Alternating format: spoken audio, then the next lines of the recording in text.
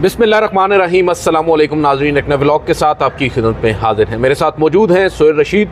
आज नाज़रीन हम 2 से 3 खबरों को डिस्कस करेंगे। सबसे पहले तो हम देखेंगे 9 मई के वाक़यात पर जो अपीलें सुप्रीम कोर्ट में आई थी। जनाबे याह्या अफरीदी साहब ने पाकिस्तान तहरीक इंसाफ के मुतालबे पर उन्हें समाअत के लिए मुकर्रर भी कर दिया था। पाकिस्तान तहरीक इंसाफ ने बड़ा क्रेडिट लिया था, बिलखसूस बाबर अवान ने, कि हमारे कहने पर चीफ जस्टिस ने वो दरख्वास्तें, वो अपीलें मुकर्रर की हैं। और फिर देखा यह जा रहा है कि हुकूमत एक बाजी फिर जीत जाती है और मुकदमा एक मरतबा फिर मौखर कर दिया जाता है, तारीख पड़ जाती है। और दिलचस्प बात यह है कि इस मुकदमे में हुकूमत अब एक प्राइवेट वकील की खिदमात हासिल करती है और करोड़ों रुपए की फ़ीस अदा की जाती है। और वो मकसद, जिस मकसद के लिए उन्हें अपॉइंट किया जाता है, वो मकसद भी आज काफ़ी हद तक हासिल कर लिया जाता है। और उसमें जनाब याह्या अफरीदी साहब भी कुछ नहीं करते, रिमार्क्स दिए हैं सर, रिमार्क्स दिए हैं सर, नहीं इतनी ये नहीं हो सकता, लेकिन चलें दे देंगे। बाद में फिर मान भी लिया। और इसके अलावा फिर हम देखेंगे कि 26वीं आईनी तरमीम के ख़िलाफ़ अब बुनियादी हकूक़ के जो एक्टिविस्ट हैं वो एक मरतबा फिर सुप्रीम कोर्ट में आए हैं। बड़ी अहम उन्होंने दरख्वास्त दायर की है। और सबसे इम्पॉर्टेंट नाज़रीन, आज की इस वीडियो में जो हम बात करेंगे वो जनाब काजी फ़ाइज़ ईसा साहब के उन एतराफ़ात पर करेंगे जो मुबैना तौर पर उन्होंने किए हैं, सोशल मीडिया पर चल रहे हैं। उसमें हकीकत क्या है, फसाना क्या है, उस पर आज सोहेल रशीद से खुलकर बात करेंगे। सोहेल रशीद साहब, सबसे पहले तो मेरा ख्याल है हम 9 मई के वाक़यात पर जो नए प्रोसिक्यूटर या नए वकील अपॉइंट हुए हैं जुल्फ़िकार नकवी साहब, उनके हवाले से बात कर लें। और इससे कबल भी देखें कि आज की समाअत में क्या हुआ। बेसिकली देखें, आज दिल साहब आपको पता है कि ये सबसे पहले तो हम अगर अपने नाजरीन को ये बता दें कि ये वही मुकदमात हैं जब पाकिस्तान तहरीक इंसाफ का वफ्द मिला चीफ जस्टिस से। उसके बाद डॉक्टर बाबर अवान ने अपने कालम में वाज़ेह तौर पर जिक्र किया था कि मैंने वहाँ कहा कि ज़मानत के मुकदमात हमारे नहीं लग रहे। तो फिर चीफ जस्टिस ने अपने स्टाफ को हिदायत की फौरी कि जो भी 9 मई 10 मई के केसेस हैं वो फिक्स कर दें। तो सुप्रीम कोर्ट में तो ज़मानत की दरखास्तें तो PTI के किसी भी शख्स की तरफ से अभी तक नहीं पहुँची हुई, उनके केसेस नीचे ही चल रहे हैं। यहाँ उनकी ज़मानत मनसूखी वगैरह के लिए पंजाब गवर्नमेंट आई हुई है और ये कोई 50-60 केसेस हैं अभी तक, और बाकी कुल मिला के कुछ 100 से ज़्यादा बनते हैं। तो चीफ जस्टिस याह्या अफरीदी साहब की हिदायत पर उसी दिन कॉज लिस्ट जारी हो गई थी, ये बात तो हकीकत है।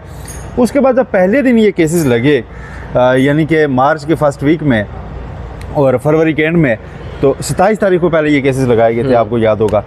तो पंजाब गवर्नमेंट की जानिब से जो उनके प्रोसिक्यूटर जनरल ऑफिस से लोग पेश हुए, उन्होंने ये कहा जी कि हमने JIT एक रिपोर्ट है वो आपके सामने रखनी है, तब तक हमें वक्त दें, वो फाइल करने का वक्त दें।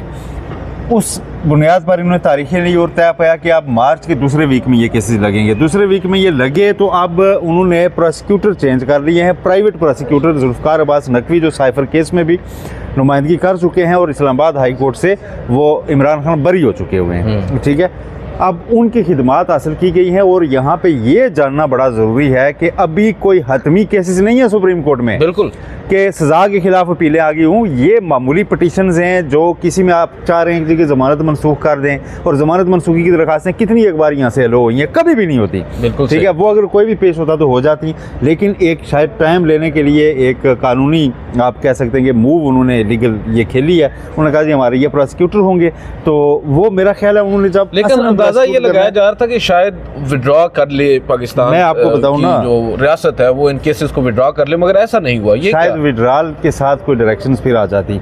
मैं एक चीज़ आपको बताऊं कि जब ये सारा मामला हुआ तो प्रोसिक्यूशन की कुछ राय से मेरी जो बात हुई, मैं पहले भी नाज़रीन को आगाह कर चुका हूं, वो ये कह रहे थे जी कि पाकिस्तान तहरीक इंसाफ खामखा शादियां बजा रही है, ये तो हमारी मामूली पटिशन्स हैं, इस पे हम चाहें तो कल वापस ले लें, चाहे तो तारीख हम इसको डिले कर सकते हैं, अपने तरीके से चला सकते हैं, हमारी अपीलें हैं, बिल्कुल ये उनकी नहीं है, ठीक है। और इसमें मैक्सिमम क्या होगा, हम वापस ले लेते हैं, हम नीचे प्रोसिक्यूट करवा के उनको सजाएं दिलवाएंगे। अभी तो हमारा ये काम ही नहीं है कि हम ऊपर जाके ये केसेस को, ये तो हमने एक वैसे एक कानूनी रिक्वायरमेंट होती है कि अपने सारे फोरम्स एग्जॉस्ट करें, तो हम वहाँ गए हुए हैं, तो ये कोई इतनी बड़ी चीज़ नहीं है। PTI का ऐसा कोई बड़ा केस इस वक्त सुप्रीम कोर्ट में नहीं है 9 मई का जिससे हमें कोई खतरा हो, ये वहाँ पर वाज़ेह एक मौक़िफ़ मौजूद था। और फिर आपने देखा कि आज वो डेट लेने में कामयाब हो गए, लेकिन डेट तो उन्होंने ली, लेकिन अब फवाद चौधरी साहब ने बड़ा खुल के क्रिटिसाइज़ किया। आपको पता है कि एक केस में तो वो भी मुलज़म नामज़द है GHQ, हमला केस, तो उन्होंने कहा जी कि देखें आप करोड़ों रुपए फीस जो है ना नकवी साहब को मिलेगी, इस पर उन्हें मुबारकबाद, लेकिन ये केसेस इस तरह से हैं जी कि हमें आज तक नहीं पता हमारे ऊपर कोई क्लियर इल्ज़ाम क्या है और इस तरह की चीज़ें उन्होंने सारी, हमें दस्तावेजात दी भी नहीं जाती। हाँ, दस्तावेजात नहीं दी जाती और इस तरह की चीज़ें उनकी जानिब से कही गई हैं, लेकिन ये पब्लिक डोमेन में आ गया है नकवी साहब का फीस लेना। हालांकि ये रूटीन की बात है, मेरा ख्याल है प्राइवेट वकील किए जाते हैं, अगरचे अदालतें नापसंद करती हैं कि जब आपके पास एक प्रोसिक्यूशन डिपार्टमेंट है तो उसमें आप इतने काबिल लोगों को क्यों नहीं करते। जुल्फ़िकार नकवी साहब आप लोग समझते हैं कि इतने काबिल है तो आप अच्छी फीस देके उन्हें मुस्तकिल हायर करें ना, पंजाब की प्रोसिक्यूशन डिपार्टमेंट का वो हिस्सा होने चाहिए, लेकिन हमेशा प्राइवेट के तौर पर जब आप खिदमात लेते हैं अदालतें सवाल जरूर उठाती हैं। जिनकी अच्छी प्रैक्टिस है वो अवॉइड करते हैं इस तरह की मुस्तकिल सरकारी नौकरी को, क्योंकि इसमें फिर वो पैसे नहीं मिलते। अच्छा, अब यहाँ पर आज जनाब याह्या अफरीदी साहब ने कोई एतराज़ नहीं किया कि भाई ये हो क्या रहा है। गुज़िश्ता 3 हफ्तों से सर ये मुकदमात समाअत के लिए मुकर्रर होते हैं, प्रोसिक्यूशन पंजाब की आती है, तारीख 1 हफ्ते के बाद की दे दी जाती है और अगले हफ्ते जब मुकदमा लगता है फिर तारीख 1 हफ्ते बाद की दे दी जाती है।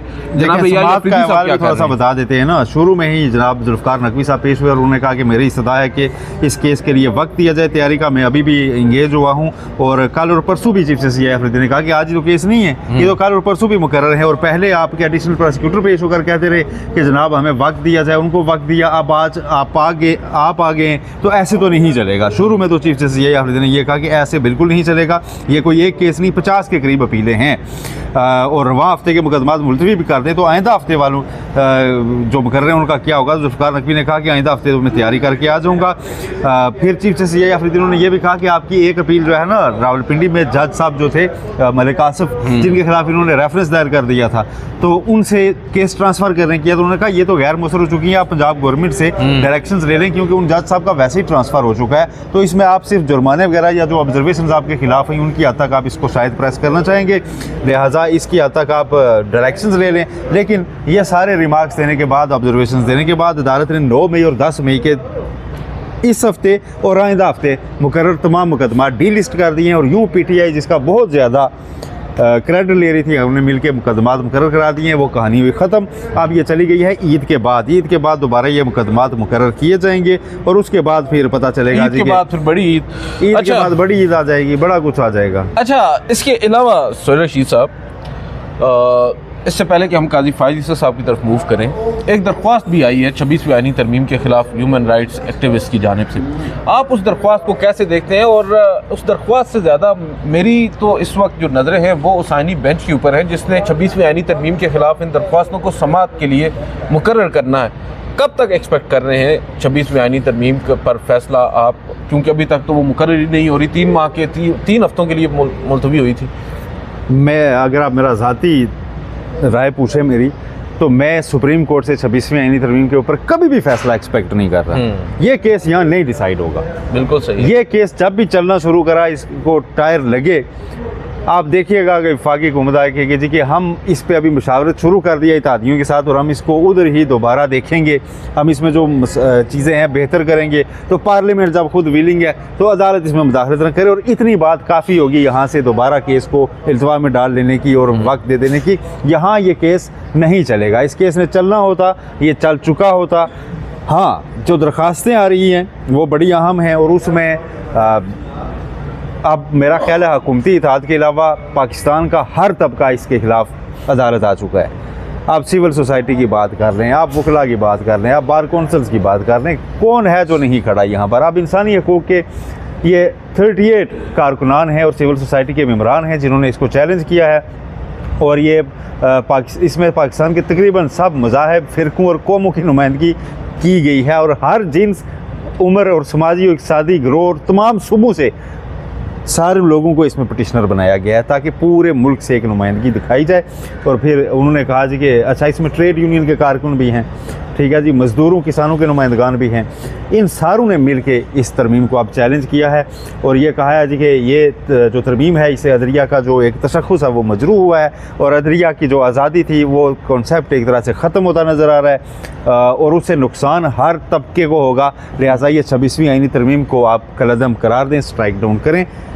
अब जो अभी तक की हमारे पास विजिबल इन्फॉर्मेशन है वो यही है कि फ़ौजी अदालतों का केस जब ख़त्म होगा तो उसके फौरी बाद, कब ख़त्म होगा? आज देखें हामिद खान फिर दलाइल दे रहे हैं। हामिद खान साहब कह रहे हैं कि 21वीं तरमीम का फ़ैसला आपके सामने मौजूद है और तब आइन में तरमीम करना पड़ी थी और महदूद मुद्दत के लिए करना पड़ी थी, फिर जाके आम शहरियों का वहाँ ट्रायल हुआ था। इतने वसी पैमाने पर बगैर किसी तरमीम के 9 मई जैसे मुलजमान का आप वहाँ पे ट्रायल नहीं कर सकते और इसके हक़ में उनके जो तारीख़ी हवाले वगैरह वो दे रहे हैं और कह रहे हैं कि 1973 का आइन आने से पहले की हद तक तो कोई गुंजाइश बाकी थी। 1973 के आइन के बाद ऐसी कोई गुंजाइश नहीं है कि आम शहरियों का वहाँ ट्रायल किया जाए। अब हामिद खान के बाद तो फ़िकासफ़ हैं, फिर जवाब में ख्वाजा हारिस हैं। मैं आपको बताऊँ रमज़ान तो इसमें गुजरेगा, फिर फ़ैसला महफूज होगा, आएगा।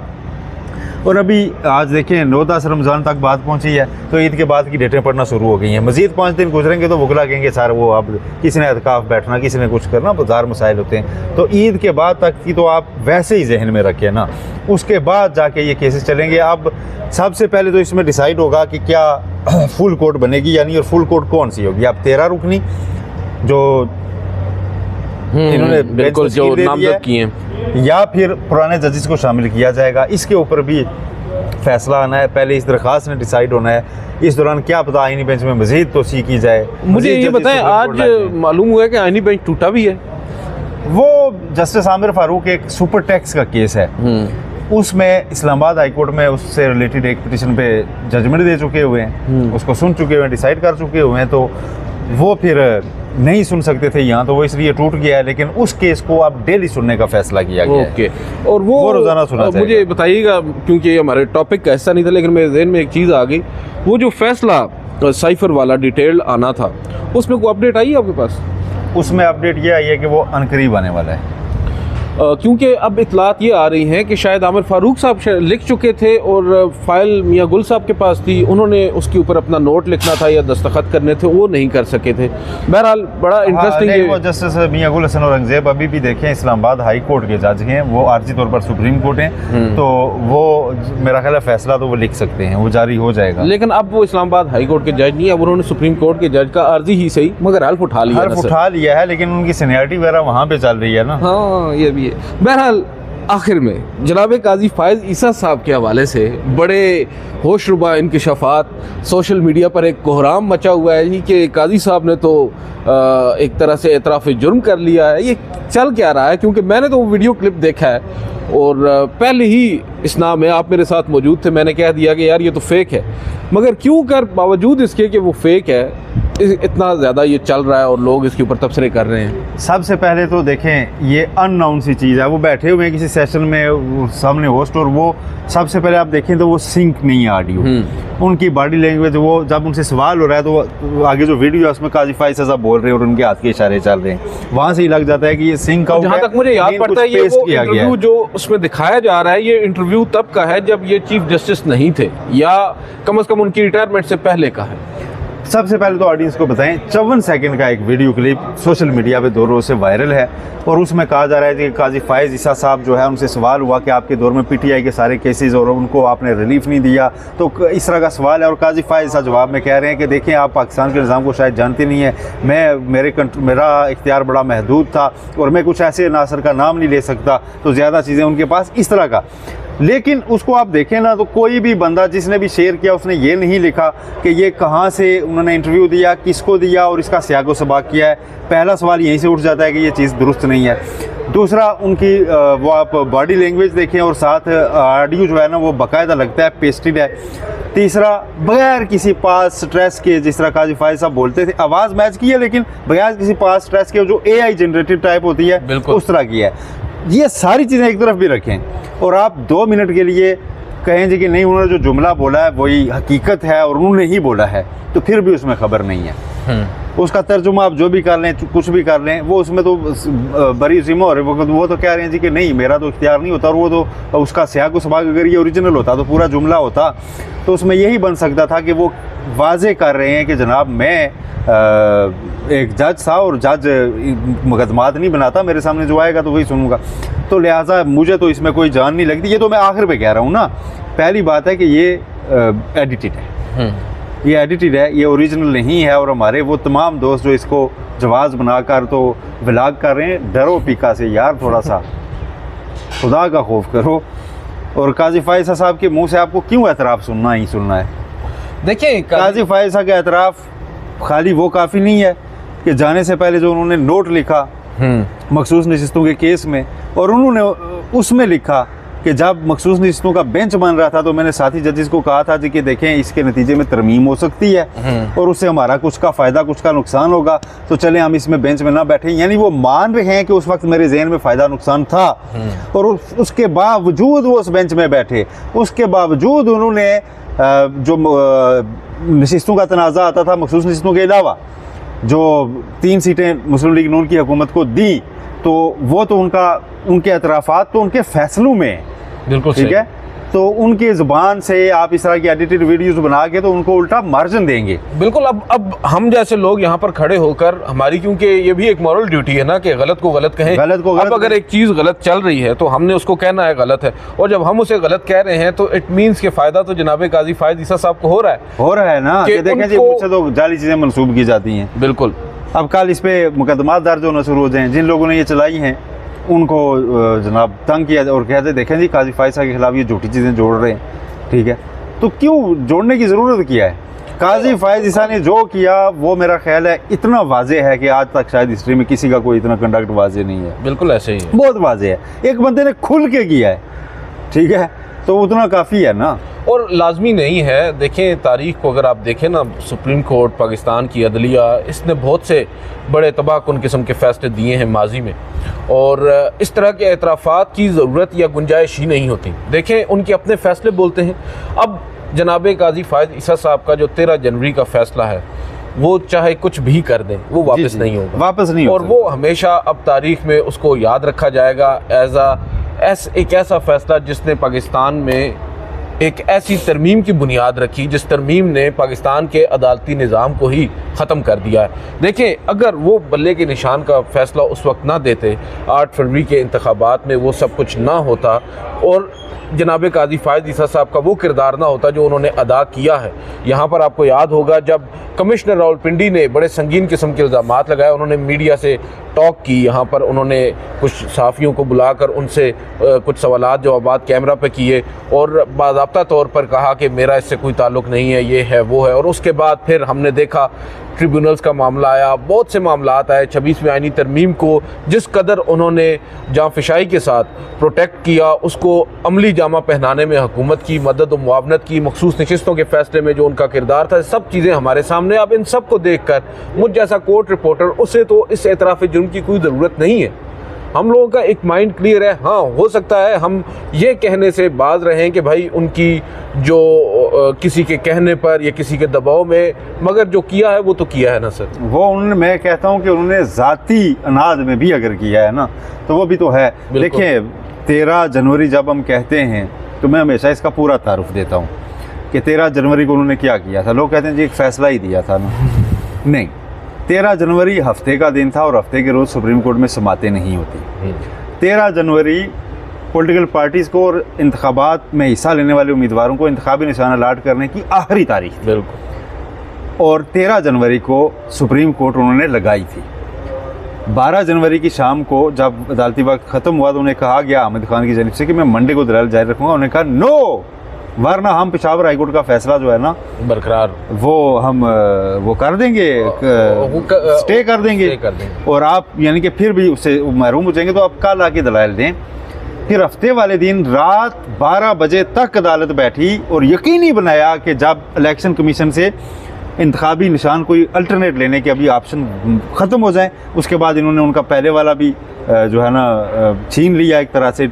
वो आप कहते हैं कि एक्सटेंड नहीं किया था इन्होंने, क्योंकि वो तो पहले फैसला दे चुके थे कि वो एक्सटेंशन शेड्यूल पहले खुद फैसला दिया कि इंतखाबी शेड्यूल में कोई एक्सटेंशन अब नहीं होगी, कोई तब्दीली तरमीम नहीं होगी। फिर उसके बाद आखिरी दिन पीटीआई को कंफ्यूज करके तो शाम रात तक बजाय रखा। आप सिर्फ जुम्मे वाले दिन, मुझे याद है जिस रोज़ यहाँ पर समात चल रही थी आखिरी दिन, बहुत से उम्मीदवार जो MNA MPA के, वो हमें फ़ोन कर करके पूछ रहे थे भाईजान बताएं हमने क्या करना है, हमने क्या करना है, हमें बताएं फैसला क्या आ रहा है। हम कहते हैं हमें क्या मालूम। काजी फायद साहब को ये अच्छे से बाद में इदराक हो गया, एहसास हो गया, माने ना माने। जब नज़रसानी लगी तो उन्होंने सवाल क्या उठाया, उन्होंने कहा जी अच्छा, हमने तो 13 जनवरी को फैसला दिया था, आप 8 फरवरी को इलेक्शन से उससे पहले दोबारा पार्टी इलेक्शन करा के नया इंतखाबी निशान ले लेते। ये कितने तजाद है। आपने खुद तय किया हुआ कि इंतखाबी शेड्यूल में तरमीम नहीं होगी, और 13 जनवरी को जब वो शेड्यूल के मुताबिक डेट गुजर के इंतखाबी निशान अलाट होने की, तो पीटीआई 5 बार नया इलेक्शन करा लेती, उसको इंतखाबी निशान अब नहीं मिलना था। आपके उस फैसले की वजह से आप फैसला यही देते, आप जुम्मे की शाम उस केस को मुलतवी करते, पीर के रोज़ तक सब कुछ सेटल हो जाता। बिल्कुल। चलें, बहरहाल नाज़रीन, ये था आज का व्लॉग। आपने सुना सोहेल रशीद साहब को। आज से इतना ही, अब अगले व्लॉग में आपसे मुलाकात करेंगे। इजाज़त दीजिए, अल्लाह हाफ़िज़।